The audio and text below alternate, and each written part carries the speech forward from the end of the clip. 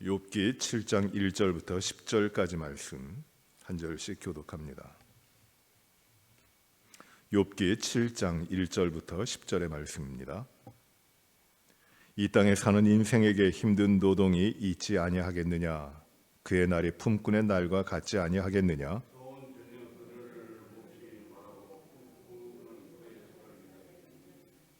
이와 같이 내가 여러 달째 고통을 받으니 고달픈 밤이 내게 작정되었구나.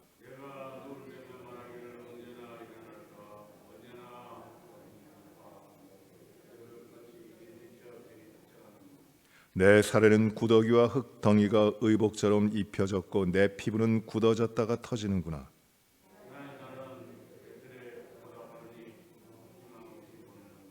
내 생명이 한낮 바람 같음을 생각하옵소서. 나의 눈이 다시는 행복을 보지 못하리이다.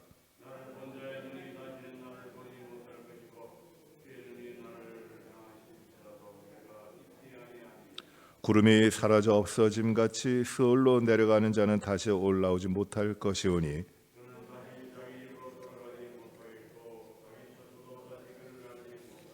아멘.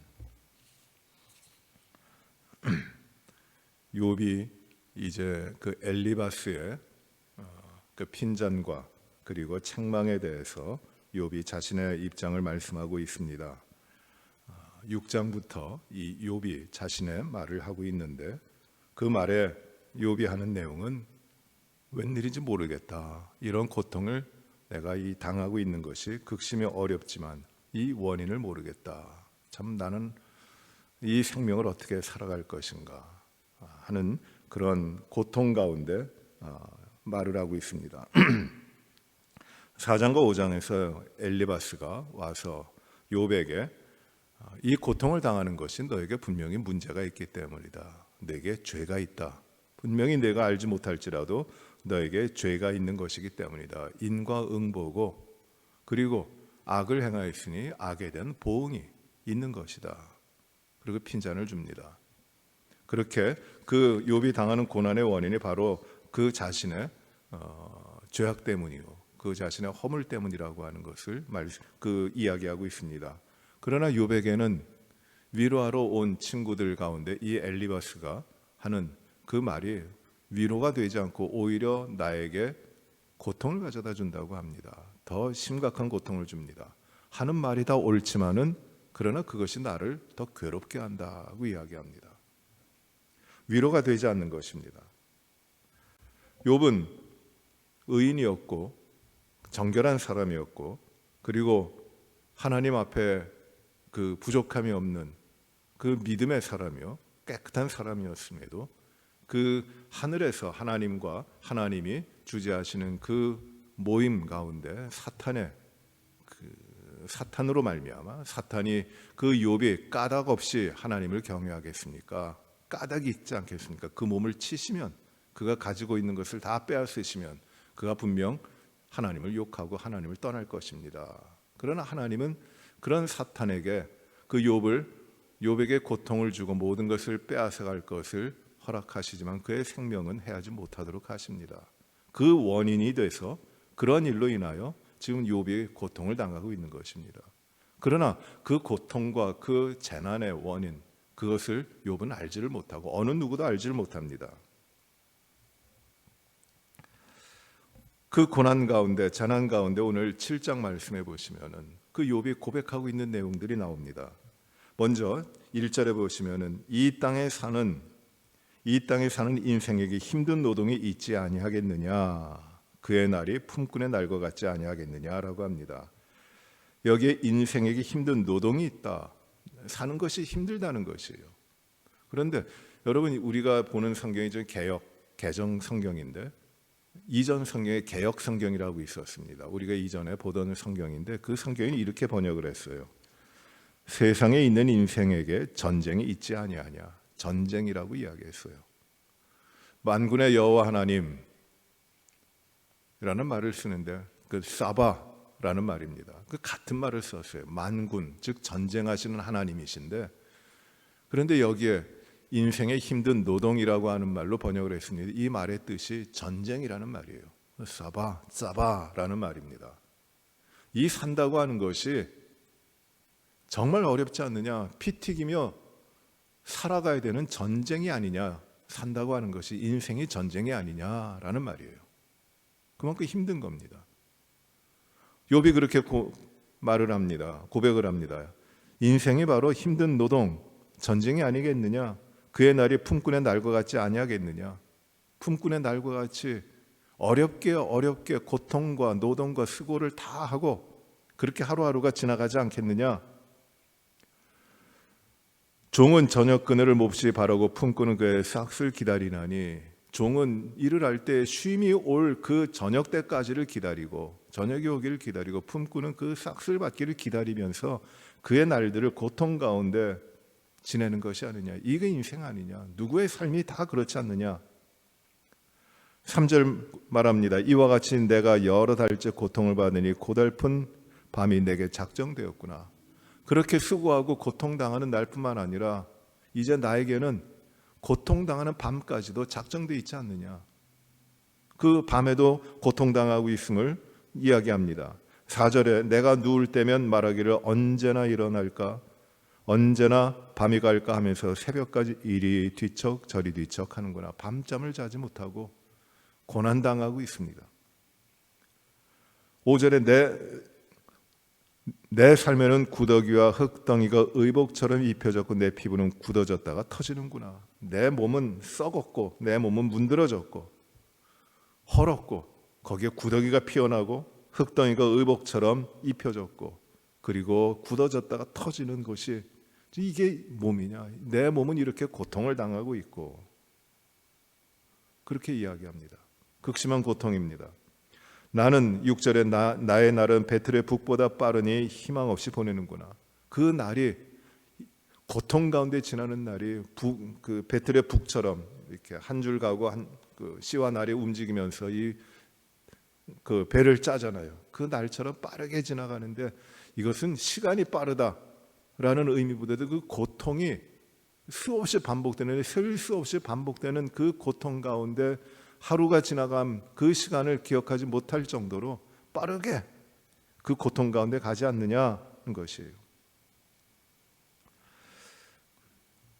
이제 7절에 그 고통 가운데 원인을 알지 못하고 힘들고 모든 것 빼앗기고 한 고통 가운데 욥이 고백을 합니다. 7절에 이렇게 고백하죠. 내 생명의 한낱 바람 같음을 생각하옵소서. 이것은 하나의 기도예요. 하나님을 부르는 겁니다. 욥이 하나님을 부르는 것이에요. 하나님 앞에 기도하는 내용입니다. 내 삶이 이렇게 어렵습니다. 내가 고통당하고 있습니다. 내가 사는 것이 무슨 의미가 있습니까? 사는 것이 죽는 것만 갖지 못하고 차라리 내가 이 고통 가운데 있는 것보다는 수월 가운데 들어가서 편안히 눕게라도 하는 것이 낫겠습니다. 사는 것이 고통입니다. 나에게 왜 이런 고통이 왔는지 알지 못하지만 괴롭습니다. 정말 힘듭니다. 그런 가운데서 욥이 고통 가운데 하는 이 기도가 나옵니다. 내 생명이 한날 바람 같음을 생각하옵소서. 생각하옵소서 하는데 누가 생각하옵소서 하는 겁니까? 여기에는 욥이 우리말에는 안 나와 있지만 이 말의 뜻은 이겁니다. 하나님 하고 부르는 거예요. Oh God. 영어 성경이 이렇게 번역을 했어요. Oh God, 하나님, 나를 remember me, 나를 기억하여 주옵소서. 나를 잊지 말아 주옵소서. Remember, O God, that my life is but a breath. 내 인생이 한숨밖에 되지 않는 것을 하나님 기억하여 주옵소서. 여기 우리말 성경으로는 한낮 바람이라고 했는데 이렇게 한번 불고 흩어지는 바람 그 얘기가 아니라 한 호흡이라는 것이에요. 한 호흡. 한 번 쉬고 내뱉는 그 호흡 하나밖에 되지 않습니까? 인생이라고 하는 것이 하나님이 보시기에 그 인생이라고 하는 것 다 쓸데없고 보잘것없고 있는 것 같으면 없어져 버리고 존재하는 것 같다가도 휙 사라져 버리는 그것이 인생 아닙니까? 하나님, 나를 기억하여 주옵소서. 내 인생 이 바람 같은 것입니다. 한숨밖에 되지 않습니다. 보잘것없는 인생입니다. 그 가운데 고통당하고 그 가운데 재난당하고 모든 것 빼앗기고 삶이 무너지는 것 같지만 내 인생은 어찌하든지 한 바람밖에, 한 호흡밖에 되지 않는 짧은 겁니다. 그 인생을 사는 나를 기억하여 주옵소서. 그 고통 가운데 있는 것을 하나님 부르며 기억하여 달라는 것이 아니라 인생 그 자체가 하나님 앞에 나의 인생은 이렇게 한 바람밖에 되지 않는 것, 그것을 기억하시고 이 약하고 보잘것없고 아무 쓸모없고 있는 것 같다가 사라지는 그 인생을 하나님 기억하여 주옵소서. 내가 삶의 주인이 아니라, 인생이 나의 삶의 주인이 아니라 하나님이 주인이심을 내가 깨닫고 하나님, 그 주인 되신 하나님 앞에 나를 기억하여 주옵소서 하고 하나님을 부르고 하나님께 의지하는 것이에요. 8절에 이렇게 말합니다. 나를 본 자의 눈이 다시는 나를 보지 못할 것이고, 왜냐하면 내 인생이 그렇게 짧기 때문에 지금 나를 본 자도 나중에 나를 다시 보지 못할 것입니다. 주의 눈이 나를 향하실지라도 내가 잊지 아니하리이다. 내가 이 짧은 인생 살다 갈 것입니다. 9절이에요. 구름이 사라져 없어진 같이 서울로 내려가는 자는 다시 올라오지 못할 것이오니, 구름이 있다가 바로 사라져 버리는 것 같이, 이건 안개입니다. 이 안개가 껴서, 오늘 안개 많이 꼈죠? 오시는데 힘드셨죠? 안개가 아무리 드리워져 있다 할지라도, 굳게 그 안개가 짙게 끼어 있다 할지라도 아침에 해가 돋으면 다 사라집니다. 오히려 안개가 낀 날 더 날이 청명합니다. 이 안개가 있는 것 같지만 금방 사라집니다. 그 인생이라는 것이에요.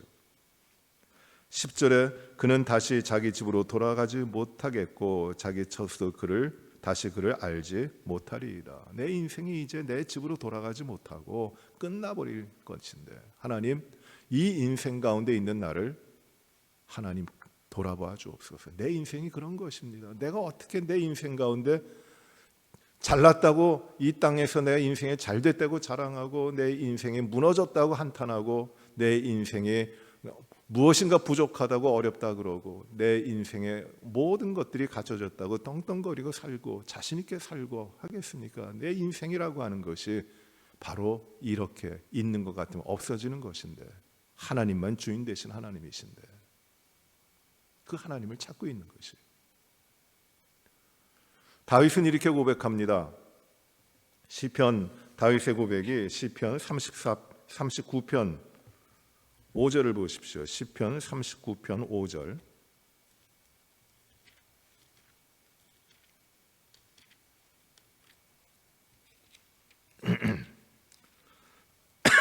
인생의 길이에 대해서, 그 인생에 대해서 다윗은 이렇게 고백합니다. 39편 5절 제가 볼게요. 주께서 나의 날을 한 뼘 길이만큼 되게 하심에 나의 일생이 주 앞에는 없는 것 같사오니, 사람은 그가 든든히 서 있는 때에도 진실로 모두가 허사뿐이니이다. 진실로 각 사람은 그림자 같이 다니고 헛된 일로 소란하며 재물을 쌓으나 누가 거둘는지 알지 못하나이다. 인생의 길이가 얼마라고 합니까? 한 뼘이래요. 한 뼘.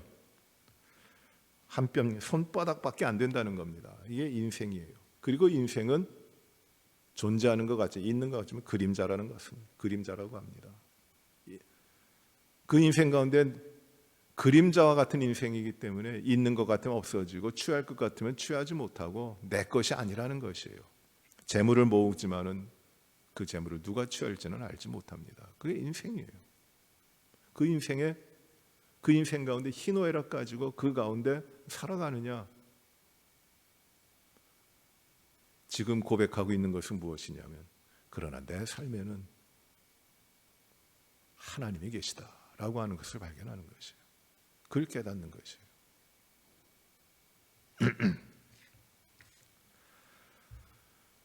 예수님께서 제자들과 마지막 만찬을 하시면서 요한복음 14장 1절에 보시면은, 내가 너희에게, 예수님께서 제자들에게 너희는 마음에 근심하지 말라.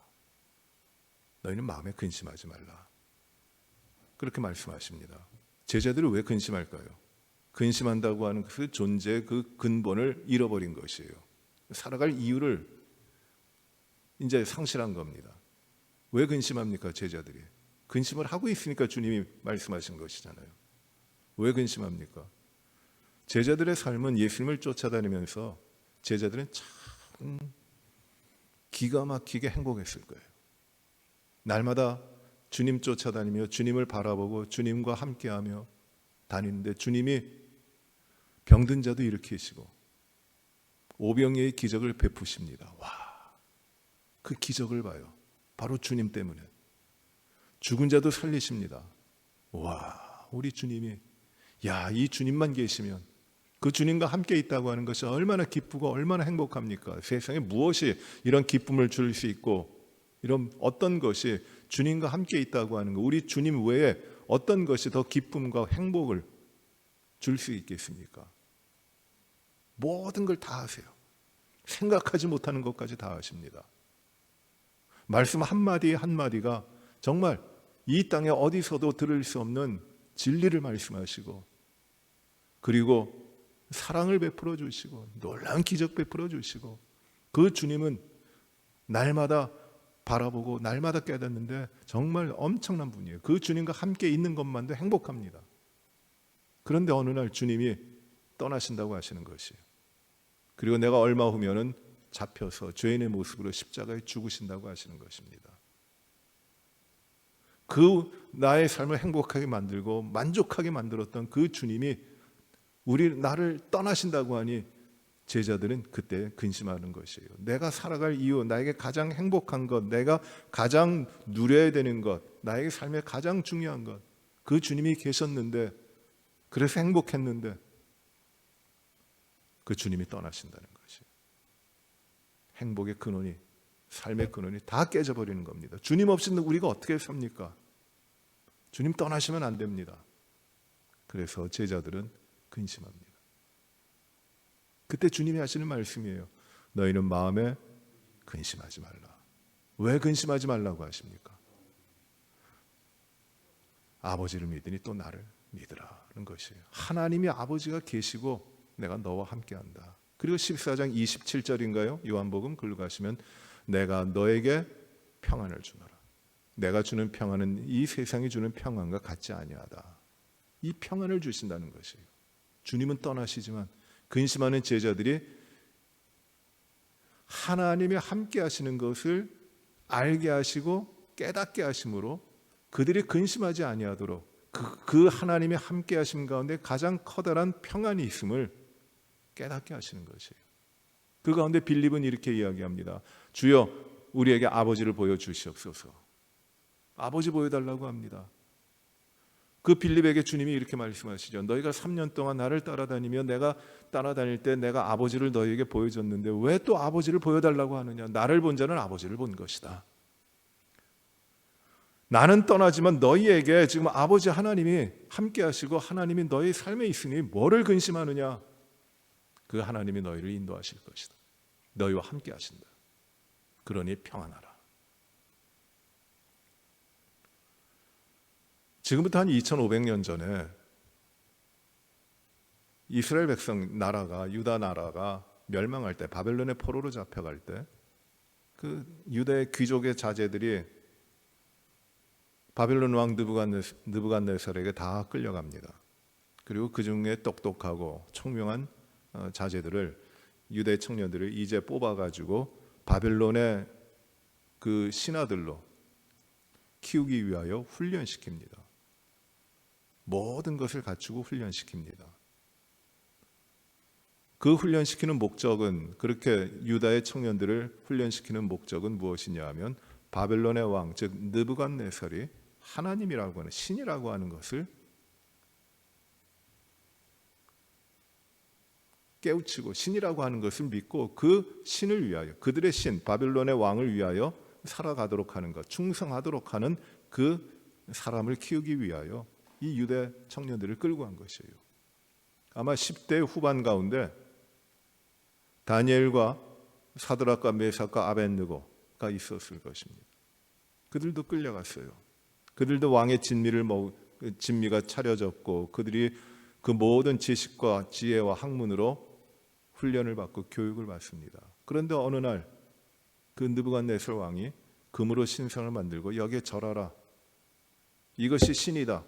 너희가 가지고 있는 신들 다 아무것도 아니다. 그건 다 헛것이고 내가 신이다. 내가 만든 것이 신이다. 여기에 절하라. 그러지 않으면 신에게 절하지 않으면 다 풀무불에 던져져서 죽음을 당할 것이다 라고 합니다. 너희들의 신을 포기하라는 것이죠. 유대 청년들에게 죽음입니다. 그 신에게 신상에 절하지 않으면 죽음입니다. 그런데 이 사드락과 메삭과 아벳느고는 그 왕 앞에 절하지 않았습니다. 신상 앞에 절하지 않습니다. 왕이 불러서 그들을 풀무불에 던져 넣을 테니 지금이라도 그 신상에 절을 하라고 합니다. 그때 이 사드락과 메삭과 아벳느고가 하는 말이 무엇입니까? 우리에게는 하나님밖에 없습니다. 하나님이 우리가 풀무불에 던져진다 할지라도 하나님이 우리를 구해 주실 것입니다. 그러나 그리 아니하실지라도 하나님은 우리가 하나님을 떠나지 아니하고 하나님은 우리의 하나님이십니다. 이런 고백을 합니다. 그리 아니하실지라도 고통을 당하면 욥보다 더 커다란 고통을 당합니다. 왜냐하면 모든 것을 빼앗겼을 뿐만 아니라 하나님을 믿는 그 믿음과 그 지조와 그 확신으로 인하여 죽음을 당하게 됐기 때문에 풀무불에 던져졌습니다. 죽은 것이에요. 풀무불에 던져질 때 살아날 사람이 어디 있겠습니까? 그 풀무불을 가까이서 그 관리하는 사람도 그 이들을 던지기 전에 타서 죽어요. 뜨겁게. 그러나 그 풀무불에 던져졌지만 그 불 가운데서 돌아다닙니다. 3명이 던져졌는데 4이 돌아다닙니다. 그 4번째가 누굴까요? 하나님이신 거죠. 고난과 재난이 온다 할지라도 내가 왜 고난당하는가? 이 고난당하는 이유가 무엇인가? 우리는 그 가운데 들어가서 애타게 그 고난의 이유를 찾고 그 고난을 당할 수밖에 없는 나의 자신의 그 삶을 바라보고 합니다. 엘리바스가 그러했고 이제 그 다른 친구들이 욥에게 와서 하는 이야기들이 다 그겁니다. 욥도 고민이 많아요.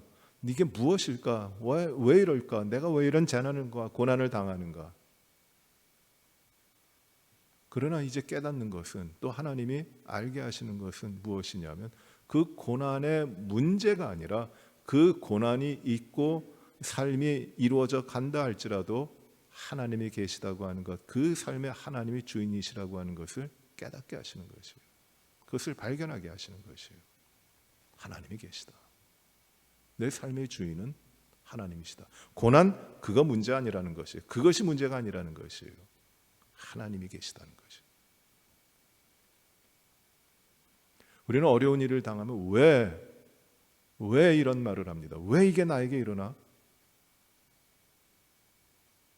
얼마 전에 읽은 글 가운데 아우슈비츠의 그 유대인 600만 명 유대인들이 죽어가는 그 환란 가운데 나치에서 죽어가는 가운데 아우슈비츠에 처해졌던 한 소년의 이야기, 거기 생존한 소년의 이야기인데 왜 같이 날마다 보던 이 동족이 왜 하루에 수십 명씩 또는 수백 명씩 가스실로 들어가서 그 죽음을 당해야 되는가? 왜 나는 살아있지만은 내일 끌려갈지도 모르고 언제 끌려가 나도 저처럼 죽어버릴지도 모르는 그 삶이 왜 나에게 이루어지는가? 그 고통 가운데 왜를 찾아요. 그 원인을 찾아요. 하나님이 계시다면 과연 이렇게 할 수 있습니까? 하나님 이게 바른 겁니까? 하나님 정당한 겁니까? 그 왜를 찾습니다. 이유 알 수 없이 우리의 삶에 일어나는 고통과 고난과 재난은 이루 말할 수 없습니다. 내가 당하는 고난이 제일 어려운 것 같지만 나보다 더 커다란 고난은 많은 사람들이 더 겪고 있어요. 왜 당할까요? 왜 그런 일이 일어날까요? 그러나 왜의 문제가 아니라 하나님은 무엇을 발견하고 깨닫게 하시기를 기뻐하시냐면 내가 그 가운데 너와 함께한다. 내가 하나님이다. 한 뼘도 되지 않는 인생 가운데, 그림자 같은 인생 가운데 내가 있다고 자랑하고 없다고 실망하고 좌절하고 그렇게 사는 것이 아니라 그 인생 가운데 주인이 하나님이심을 깨닫고 하나님을 의지하고 하나님을 신뢰하도록 그 삶으로 이끌어 가시는 것이라는 것이죠. 하나님을 찾으면은 그 하나님의 함께 하심을 깨닫고 발견하면 그 삶은 하나님 앞에 아름답게 이루어져 가는 겁니다. 욥이 그 과정을 지금 가는 것이에요. 하나님, 욥의 기도 7절에 이 간단한 기도지만 하나님 이 기도를 보세요. 하나님, 인생이 한 뼘밖에 되지 않는 것, 인생이 바람 하나밖에 되지 않는 것을 기억하여 주옵소서. 내 인생은 아무것도 아닙니다. 그 가운데 엄청난 게 채워져 있어도 그 가운데 모든 걸 빼앗겨도 내 인생은 하나님 보시기에 아무것도 아닌 것을 기억하여 주옵소서. 그러니 나는 모든 것 되시고 우주 만물을 다스리시고 주재하시는 하나님이 나의 삶에 계심을 믿고 하나님을 의지합니다 라고 하는 고백이 되는 것이에요. 여러분, 우리가 당하는 어려움도 참 많이 있어요. 고난도 많이 있습니다. 괴로운 일도 많이 당합니다. 우리가 찬송했다시피 이 세상에 곤고한 일이 얼마나 많은지 모릅니다. 이 세상은 죽을 일이 쌓였습니다. 환난과 염려와 근심들이 참 많이 있습니다. 한 뼘밖에 되지 않는 인생 가운데 뭔 일이 이렇게 많고, 그러나 여러분, 우리의 인생의 주인은 내가 아니라 하나님이세요. 우리가 하나님을 보고 하나님을 깨닫고 하나님을 우리가 의지해야 됩니다. 조금의 실수도 없이 우리의 삶을 주장하시고 인도하시는 하나님께 우리가 조금도 흔들림 없이 하나님 앞에 우리들의 삶을 온전히 의지하며 하나님을 신뢰하며 그 믿음 가운데 살아가는 것이 이 인생의 길입니다. 한 뼘밖에 되지 않는 그림자 같은 인생이지만 그 인생을 예수 그리스도의 보혈을 통하여 구원받아 하나님의 자녀로서 하나님만을 의지하고 하나님을 신뢰하고 살아갈 때 그 인생은 한 뼘이 아닌 영원한 생명으로 주님과 함께하게 될 것입니다. 우리가 이런 소망 가지고 이런 믿음으로 하나님을 의지하며 오늘도 부지런히 주 안에서 살아가시는 우리 모든 분들이 되시기를 바랍니다. 기도합시다. 은혜로우신 아버지 하나님, 참 감사합니다. 오늘도 저희들에게 생명 주시고 숨 쉴 수 있게 하시고 움직이게 하시고 주님을 생각하게 하시고 주님이 우리의 삶의 모든 것 되신 주님이심을 고백하며 이 하루를 시작하게 하셨으니 감사를 드립니다. 한 뼘밖에 되지 않는 인생, 그림자 같은 인생을 무엇이 그 가운데 가질 것이 많다고, 무엇이 그 가운데 지킬 것이 있다고 우리가 그렇게 동분서주하며 분주하게 살아왔는지 모릅니다. 하나님, 이제 우리는 온전히 주님을 의지하며 모든 것 대신 주님 앞에 우리의 삶을 드리며 살아가도록 인도하여 주시고 이것이 우리의 바른 믿음의 삶으로 날마다 이루어지도록 하나님 인도하여 주시옵소서. 이 땅의 것들 자랑치 말게 하시고 또 이 땅에 있는 것들이 우리에게 없음을 통해 우리가 고통과 불만과 또 실망하지 아니하도록 저희를 오직 주님만으로 만족하며 살아가는 평안을 허락하시고 그 믿음의 삶으로 승리할 수 있도록 인도하여 주시옵소서. 주님, 우리의 연약함을 채울하시고 우리의 고통과 아픔을 하나님께서 감당하여 주시옵시고 그 가운데 주시는 온전한 믿음의 축복을 저희가 누리게 하여 주시옵소서. 부지런히 믿음 가운데 살아갈 때 하나님만 영화롭게 하고 주님이 주시는 그 삶의 기쁨을 주님 안에서 우리가 누려나가도록 인도하여 주시옵소서. 아버지 하나님, 우리 사랑하는 성도들 가운데 병으로 고생하고 고통당하고 있는 지체들을 강건하게 하여 주시고 치료하여 주시옵시고 온전케 하여 주옵소서. 아버지, 또 먼저 하나님 품으로 그 부모님을 보낸 우리 성도도 있습니다. 이인혜 집사님을 하나님 또 천국의 소망과 영생의 확신으로 부활의 생명을 얻으실 그 아버님을 바라보며 주님의 은혜를 생각하고 위로하게 하시고 위로되도록 하나님이 그 가정을 축복하여 주시옵소서. 오늘도 부지런히 주님 안에서 저희가 힘을 다하여 주님의 기쁨과 영광을 위하여 살게 하여 주시고 우리의 가정과 우리의 자녀들과 우리에게 맡겨주신 사업과 일터 가운데 놀라운 축복을 주님의 뜻대로 허락하여 주시옵소서. 아버지여, 모든 것을 온전히 주님께 의지하며 주님의 인도하신 가운데 따라 살아가도록 하나님 인도하시기를 간절히 바라옵고 예수님 이름으로 기도하옵나이다. 아멘. 하늘에 계신 우리 아버지여, 이름이 거룩히 여김을 받으시오며 나라의 임하옵시며 뜻이 하늘에서 이루어진 것 같이 땅에서도 이루어지이다. 오늘날 우리에게 일용할 양식을 주옵시고 우리가 우리에게 죄 지은 자를 사하여 준 것 같이 우리의 죄를 사하여 주옵시고 우리를 시험에 들게 하지 마옵시며 다만 악에서 구하옵소서. 내게 나라와 권세와 영광이 아버지께 영원히 싸움나이다. 아멘. 우리 이인혜 집사님 아버님이 한국에서 어제 하나님의 부르심을 받으셨습니다. 위로해 주시고 또 기도해 주시기 바랍니다.